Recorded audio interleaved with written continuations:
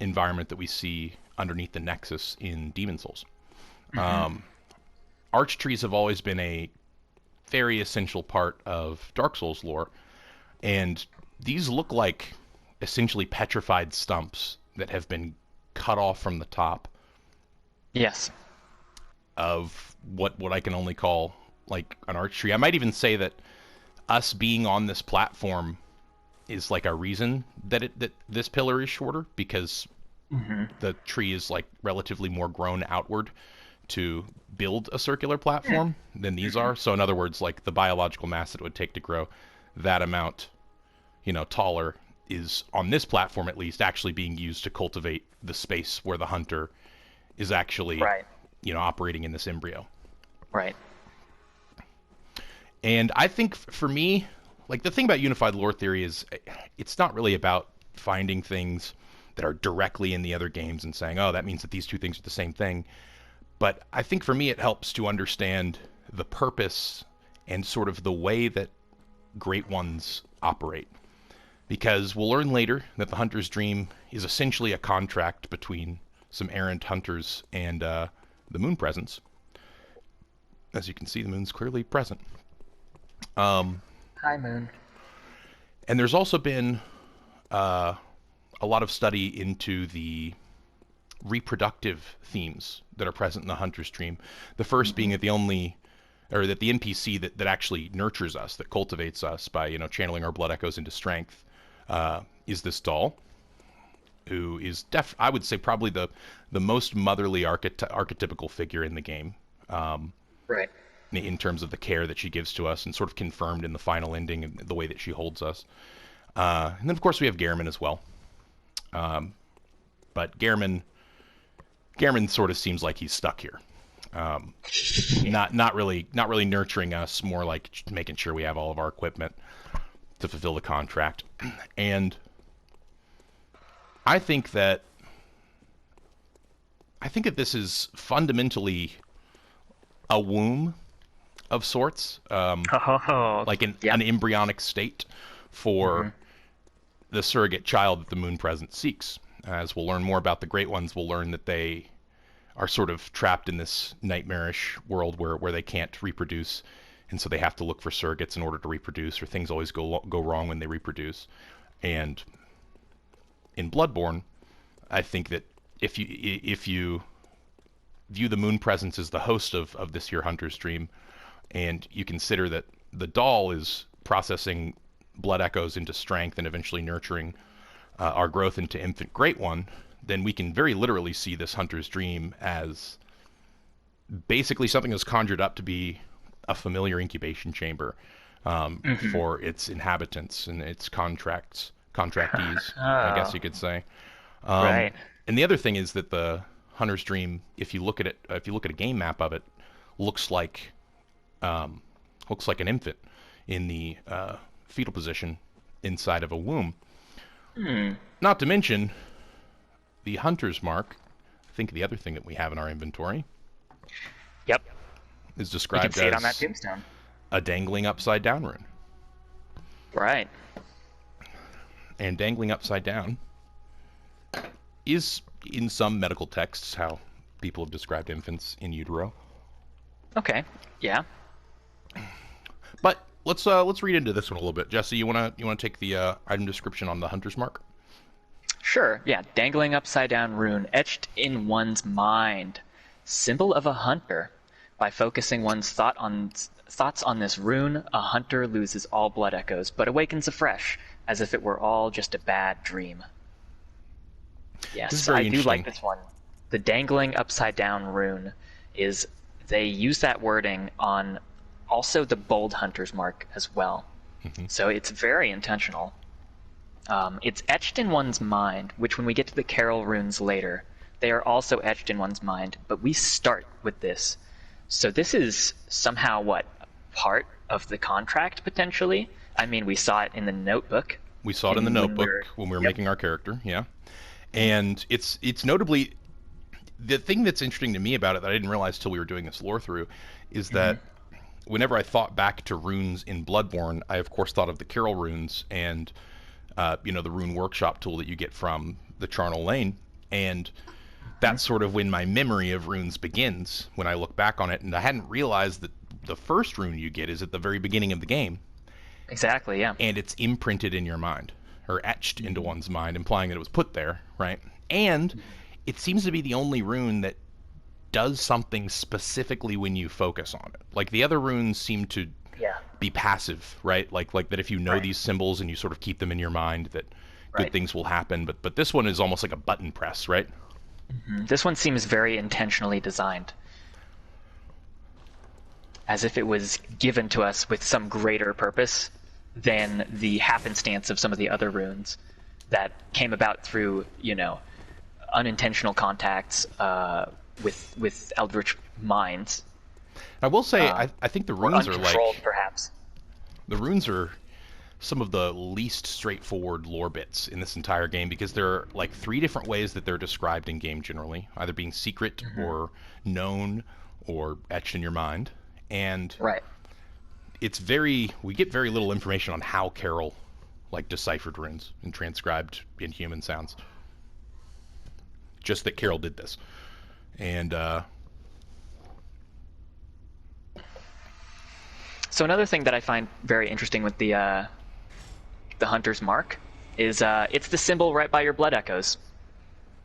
Maybe that's a bit of an implication that it's helping you draw power from the things that you're slaying. It's part of this contract. Okay, by that, interesting. Which makes me think that it might be part of, some greater part of the contract, some greater plan. Is this rune was given to us, etched in our minds very particularly, which is why it's so uniquely useful. And the moon rune, which we get later in game, a secret Carol rune, grants you more blood echoes. The one called moon gets you more blood echoes, which are donated or denoted by the Hunter's Mark. It makes me wonder about the eye rune. The eye rune and the eye mark that's next to our insight ticker up there. Okay, I'm going to take off my HUD again. Goodbye, HUD. All right, so now I'm going back from the entrance, and we're going to talk to Yosefka. Out on the hunt. Pay attention to how her voice sounds, because I want to see... But I cannot open this door. I think it sounds very different than the person that we meet later. The patients here in my I've always kind of thought so. At least there's a way that it's carried. I know that you hunt for us, for our town, but I'm sorry. Please. It sounds older to me, too. This is all that I can do. A little more timid. Now, and good hunting. Are you still in need of something? She's a bit distressed. Nothing more to offer, please. Yosefka later seems almost forceful or impatient, maybe? Yes, in certain instances. She's insisting. This Yosefka insists that there's really very little she can do, and she gives out some of her blood. Which we'll now read. Yosefka's blood vial. A blood vial acquired from Yosefka's clinic. This refined blood, highly invigorating, restores a larger amount of HP.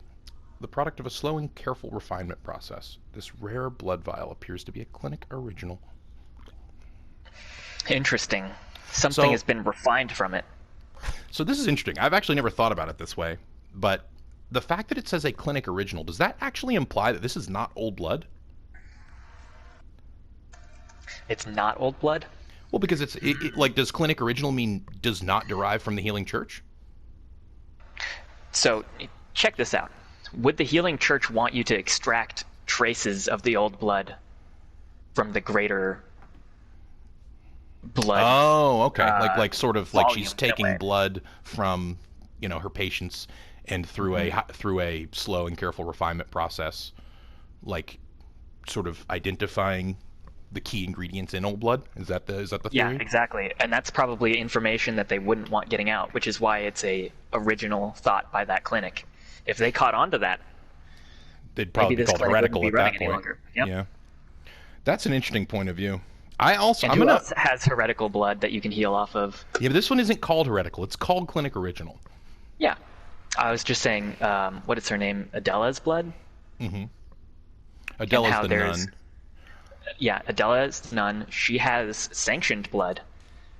But then you have Ariana with unsanctioned blood. Ariana. Yeah. See, the fact that this one is not called heretical means that either the Healing Church didn't know that she was doing this, or she was keeping it under wraps. But it's interesting to me that Yosefka's clinic is the first place we come when we're in Yharnam to get ministrated. Right. So I'm going to still keep open to the possibility that Yosefka's blood is not actually an old blood derivative. But I think it is more likely that it is an old blood derivative, like you said. Hey, buddy. Hey, pal. Oh, no. I'm sorry about that. Did I upset your jaw?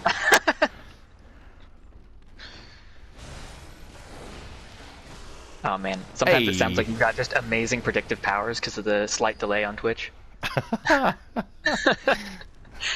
No, that's true. That's how I hide it. That's how I keep my power secret. That's why I gotta charge the money that I charge. That's a donkey original. Time for pale blood. That's a fine note. Sure. Yeah, okay. Whatever. Alright, new item. Is there not a... Big sippy. Oh, I forgot about our clothes. Alright. Black Hood. Hood worn upon awakening to the Nightmare of Blood and Beasts. Perhaps its wearer had to stay out of sight and travel by cover of darkness. Making a lot of assumptions there, item text box. So maybe being a foreigner, it was much harder for us to get blood ministration, which is why we had to go to Yosefka's weird little clinic. Without memory, who will Instead ever of the know? Healing Church. Right. Without memory, who will ever know? Clothing worn upon awaking. Not typical clothing for Yharnam. Perhaps it is of foreign origin. It is said, after all, the traveler came to Yharnam from afar. Okay, now why is it said, after all, the traveler came to Yharnam from afar? Are we part of a fable? I think that makes a little more sense when you talk to some of the folks outside of Yosefka's clinic at their doors and windows and such, and they're like, "Oh, you're the outsider, aren't you?" As if they already know you've been here, lurking around in this part of town. Interesting. Okay. Yep. I'm going to keep that in mind. We've got our foreign trousers. Same thing here. And sullied bandage. Bandages worn upon awakening to the Nightmare of Blood and Beasts. Terribly worn and unsanitary. A faint memory recalls blood ministration involving the transfusion of unknown blood not long after the nightmare began. Ooh. Interesting. Could the nightmare be beginning because of the contract and the blood ministration? Were we drawn into it suddenly when we became part of this world with the blood ministration? I think absolutely. I think that's what our contract did. Is it sort of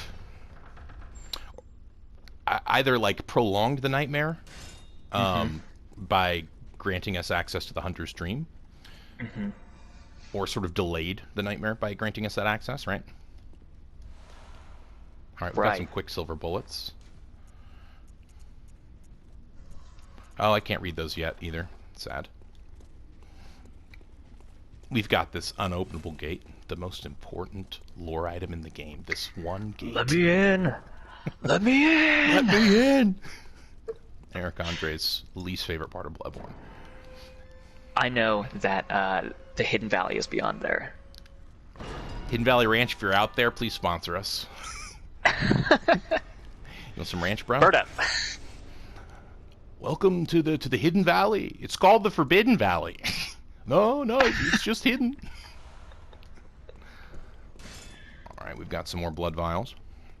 Okay, so Jesse, why don't you reflect on some of the beautiful things that we see in these streets?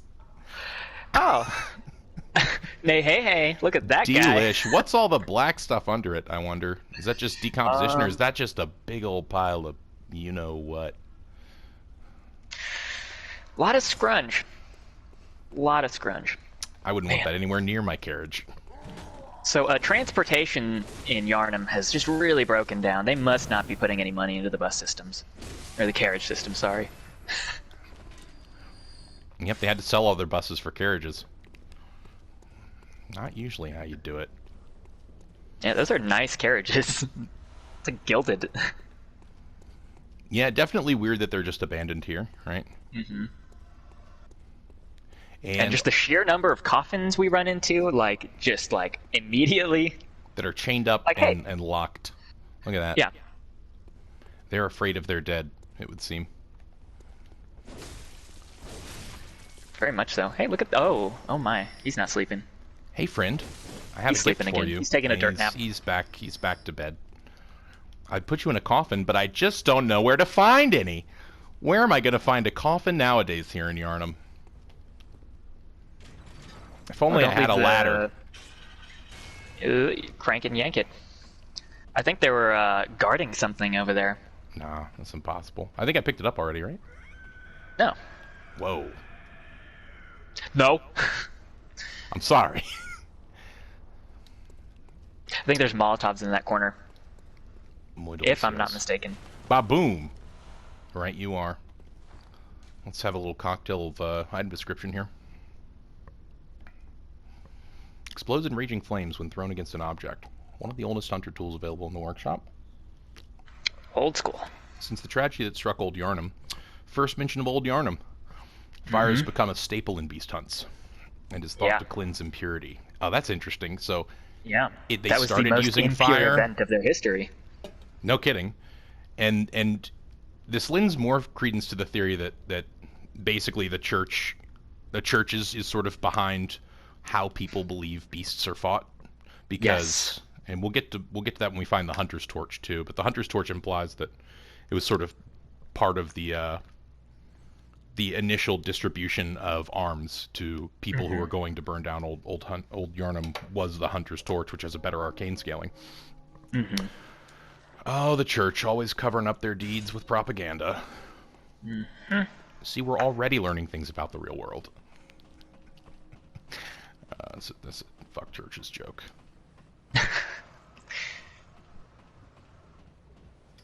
Just a lovely, lovely backdrop. Okay, Did you get the screaming? You got the screaming, didn't you? Oh, I got the screaming. You know, you can see the bridge you'll be going out to. Oh yeah, I was looking at it while we screamed. Yeah. Oh, nice. Or while it screamed. Yeah, and I've always wondered if one of those tree-looking things is actually Cleric Beast laying down and taking a nap. Right. Since he looks so tree scrunch.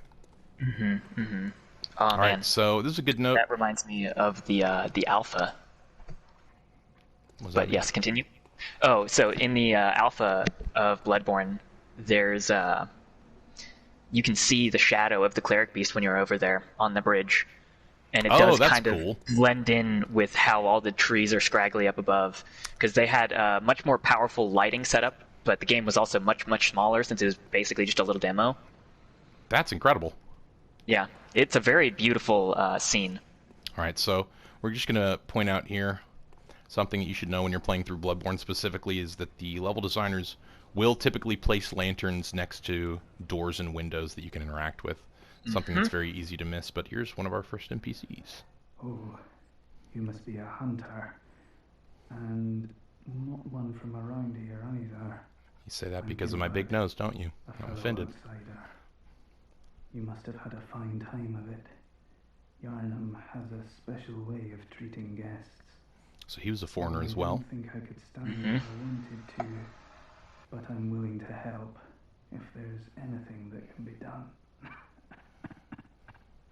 He even has a slightly different accent. Yes, that's true. Coming off as like Irish. Yeah. Instead of the normal Yarnumites who seem mostly Cockney or English accent. Pale blood, you say? I do. Never heard of it. Pale blood. If you're interested in, you should try the Healing Church. See, the fact that he says that, and that's basically what the old man said to you, is like, oh, you come to the right place, we got the Healing Church here. Kind of leads me to think that old man didn't know what Pale Blood was either. But the fact that he's gone after we wake up is, like, a pretty good evidence in your favor, too. That, like, where did that crazy old man go? Is he magical? So, a cool thing about the little lantern that you're describing is look at the smoke rising off of it. You think that's incense? I do think that's incense. Which is known to help sort of keep the beasts at bay. Too pungent for them. That's interesting to me. I wonder if that's just a carryover from Shinto? Or if, like... That's a really good question. Because I know that that's, like, a very common practice in Shinto is burning incenses, like, different types of incense to keep different types of, what are they called? Okami? Or I don't know. It depends on what kind of spirits you're looking for. Okami are like really greater deities. Okay, so they're not going to be, thwarted by some incense probably. We're talking like yokai level kind of stuff. That might appease them. Yokai, lesser kami, Ayakashi, all those various different ghosts and ghouls. Right up that alley. And, smudging, using to purify an area, seems pretty prevalent amongst many different cultures. But we know for sure in the world of Bloodborne that incense masks the smell of beasts, number one, and hunters. And number two is also used for warding them away. Right. So my interpretation from that is that it must be a very strong scent. Indeed. All right, now there's another small piece of lore that I want to talk to with the lanterns here. So I want everyone to pay attention to the audio here. Because the positional audio in this game is just incredible. If you haven't played this game with headphones on, you should. All right, so it's wonderful. Let's do some measurements here. So I'm hearing the enemies behind me, but I do not hear a faint ringing. Do you? Mm-mm. Okay, now alert me when you start to hear a faint ringing. I will try my best.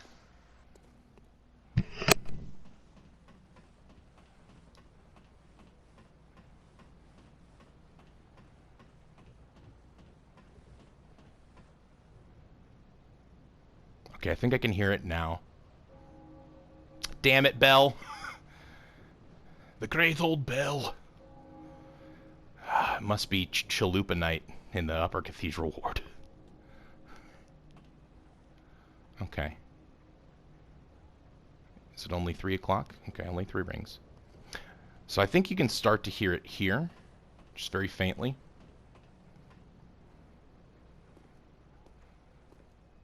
And it, of course, gets more intense the closer you get to a lantern. Got the echo again there, Jesse? Yeah, I just muted it. I was trying to listen through the Twitch. Oh, right. I always forget our setup, sorry. Oh, good. So, I'm thinking that these bells that are on top of the lantern... Oh, sun's out. Yeah, bells are important with connecting worlds. It's interesting, though. They don't ring. Like we don't ever ring them when we interact with the lanterns. We light the lanterns. But I think what they're doing... I think that they are faintly resonating. And I think that the adornment of these bells, perhaps the messengers have done this. I'm not sure who set up these lanterns, right? But I would assume it's the messengers who have adorned them with these bells to enable the transport between worlds. And the messengers' feelings on things seem to be very important. You'll notice that later with the, I believe, Saw Hunter's badge.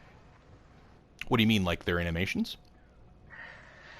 So, no. Their feelings on a particular subject matter or something. So, like, when you come with the Saw Hunter's badge, which the Saw Hunter's workshop is no more. It's no longer a thing.